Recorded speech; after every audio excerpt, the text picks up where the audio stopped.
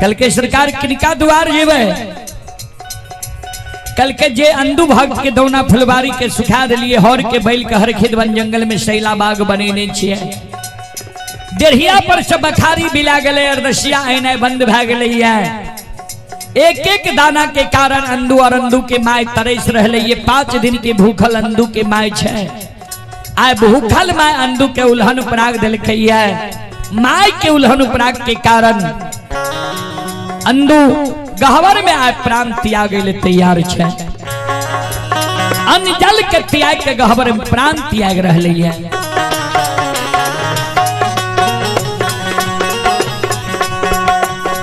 चलो अंधु भक्त के द्वार आए बजरंग बली कल के सरकार कौन रूप में जेबे कहल के चलो जेहन समय रहे छे वहन रूप धारण करके हम भक्त के द्वार जाय छी अंधु के माय 5 दिन के भूखल छे 7 दिन के भूखल संत के वेश धारण करके अंधु के द्वार चलो अंधु और अंधु के माय के कहबे 7 दिन बाट में बीत गए 8वें उपासल अपने के द्वार एलो हमरा लिए भोजन के व्यवस्था करियो जल्दी हमरा भोजन करा दियो नहीं तो यहाँ के द्वार पर हम प्राण के त्याग दे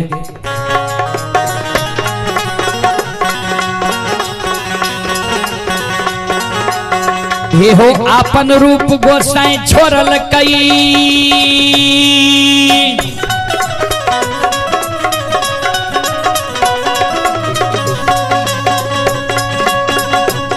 हे हो आपन रूप गोसाई छोड़ल के संत के रूप धारण करल के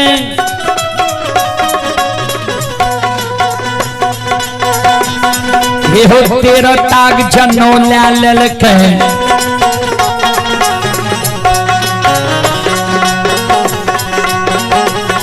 हे हो द्वादश चंदन रमाइए लेल के भभूत अंग में निर्माइए लेल के झुनकी लागल खरौला लेल के झुनकी लागल छरी ला लेल के सुनो सुनो सुन मैया सुन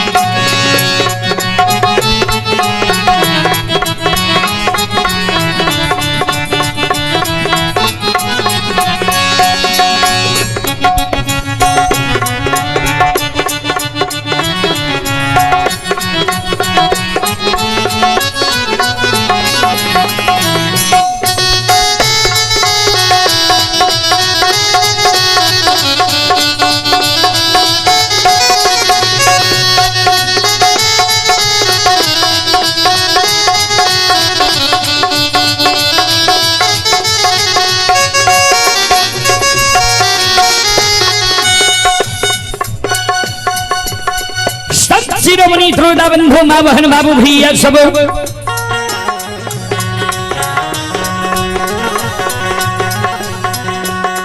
भगवान अन दो बाबा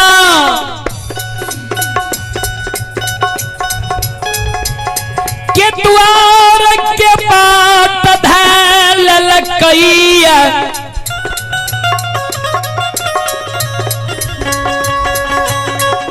शिरोमणि श्रोता बंधु माँ बहन बाबू भैया सब भगवान के आकाश मार्ग से जाय में देर लगे छे ठाकुर जी धर्मराज बाबा बजरंग भाई आगा पीछा भेल मोगमापुर की सीमा पर उतर लिए आकाश मार्ग से ओई जगह से धर्मराज बाबा बजरंग बली आहो भाई दाला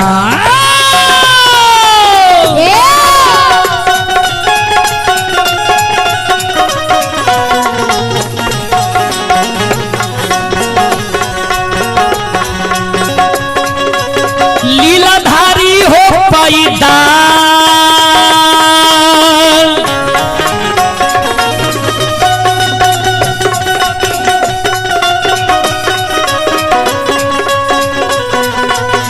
टूटल हो पटिया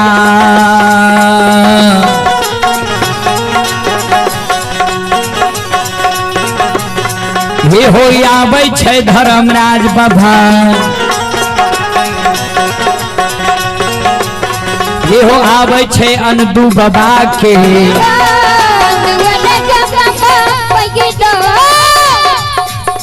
जाहो जाहो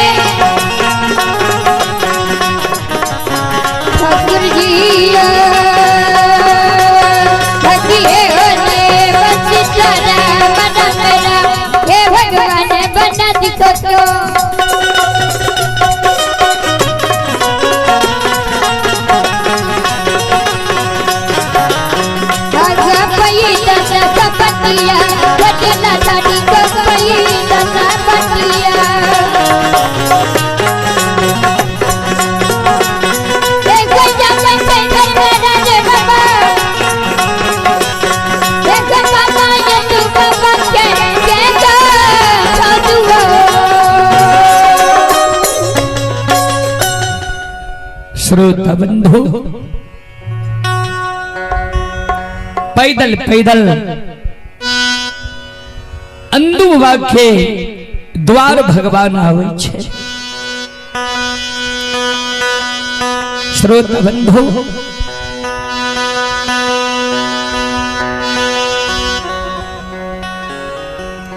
अंदु बाबा के द्वार पर आवे छे। ध्यान देवे संत के ओढ़ना बिछौना पानी साथ में रही छे। भगवान ठाकुर जी धर्मराज बाबा अब बजरंग बली के ध्यान देवे कंबल साथ में बजरंग बली के कल के कंबल बिछाबू आसन लगाबू। बजरंग बली आसन लगा दिल के बजरंग बली आसन लगा दिल के हाँ पोथी निकाले छे पढ़े छे। किस देर जे भेलैया अंदू बात रहे गहवर में माय रहे गहवर के ओसार पर बेटा के सोग में सुगार। धर्मराज बाबा कल के बजरंग बली के बजरंग बली अब आवाज लगाइयो ना आवाज लगाइयो।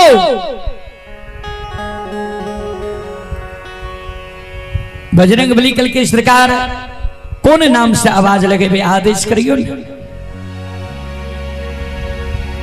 धर्मराज बाबा कल के सुना जेहन समय छे ओहने काम करने छे। ये हो आय अनदू के घर में एक शाम के सीधा राशन नहीं छे।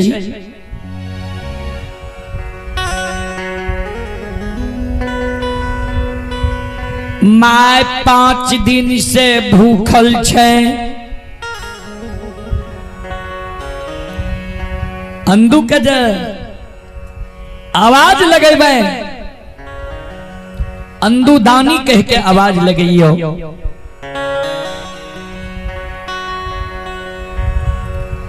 अंदू दानी कह के अंदू के शोर पारियो।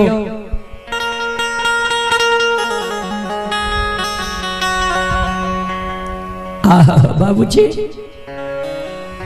बजरंग बली अंदू बाबा के आवाज लगावे शोर लगावे शोर पारे अंदू बाबा के। ए अंदू दानी बाबू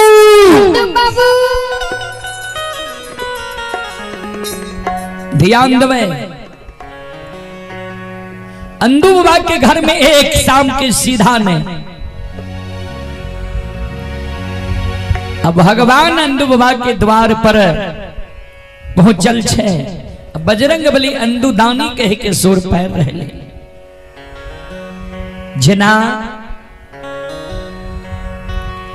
लंका से रावण के द्वारा अपमानित काल भगाल विभीषण जी जब भगवान के दरबार में एले, भगवान के शिविर में एले, भगवान लंकेश कह के संबोधित के रहे।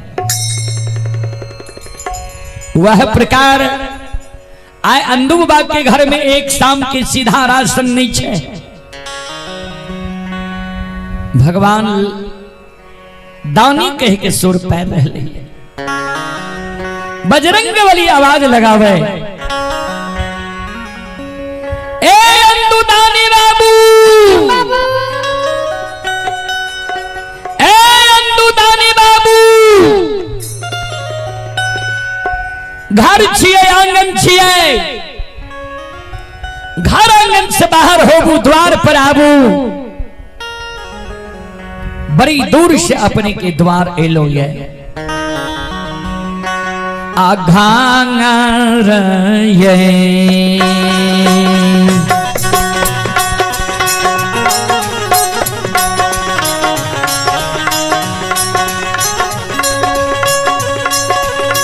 ए अंदु दानी बाबू घाराये छे छियो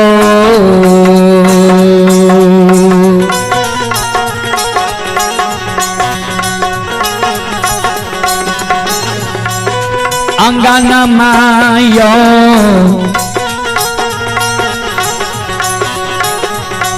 अंदु दानी बाबू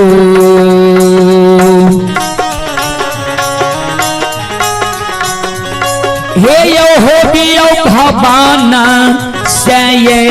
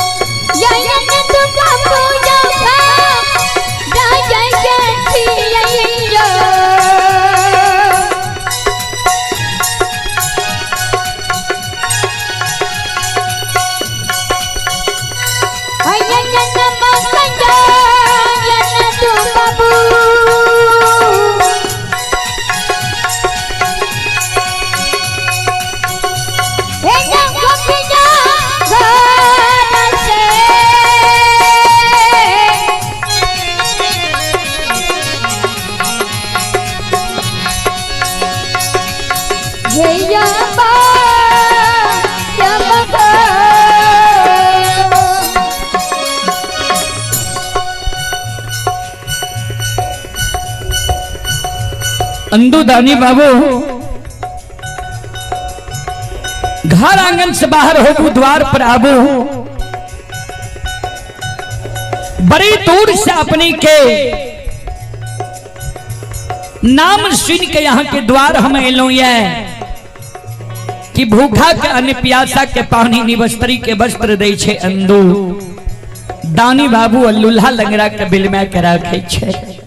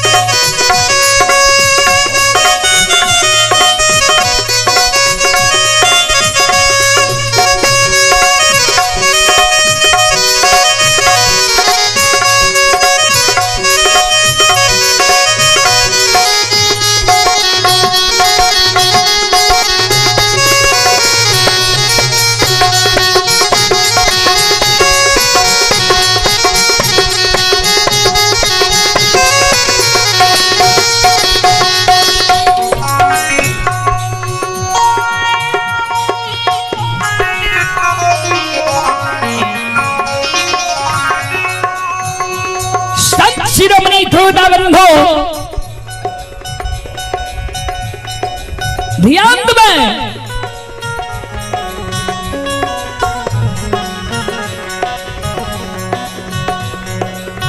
भगवान के शब्द अंधु बात रहे गहबर में, गहबर के बार लागल रहे अंधु बाबा के कान में धर्मराज बाबा के आवाज नहीं गले, शब्द नहीं गले।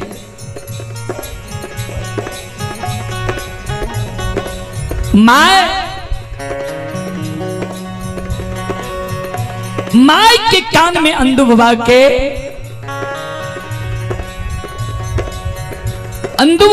माय के कान में भगवान के शब्द चल गए।